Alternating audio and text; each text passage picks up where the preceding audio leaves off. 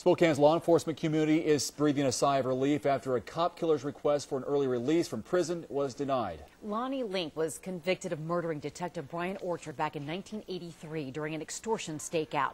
KXLY4's Jeff Humphrey is live at the Public Safety Building where Orchard's name is on a pair of memorials. Jeff. Robin, Detective Orchard remembered on this rock wall, and his plaque and picture still behind the front desk here at the Public Safety Building. Orchard was the last Spokane police officer shot in the line of duty, and today his killer was given a unanimous no from a board that could have set him free. It was 1983, and Spokane police had staked out this street in the hospital district, hoping to arrest two men holding more than $100,000 in stolen property. The suspects were sitting in this Cadillac and wanted to exchange their hot guns for cash. Detective Orchard approached the car and they identified themselves as police officers. Lonnie Link was inside armed with a loaded handgun. As Detective Orchard approached the car, fired one round into his head and killed him. Link was convicted of Orchard's murder and sentenced to life in prison, but today he asked the Pardons Board to cut short his time behind bars.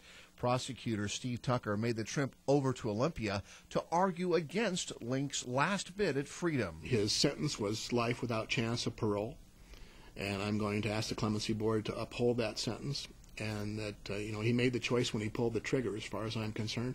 He killed a police officer. Link contends he thought Detective Orchard was another crook trying to rip him off and that Link fired in self-defense.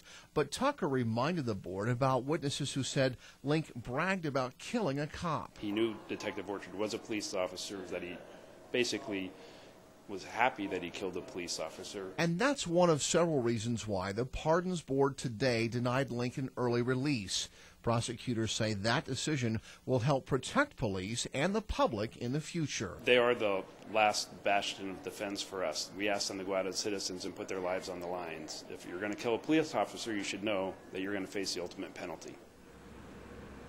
Now, Steve Tucker wanted to keep Lonnie Link behind bars for several reasons, including the fact that Tucker is a former state trooper, and he was on duty that night driving up and down the freeway looking for Link the evening that Brian Orchard was shot.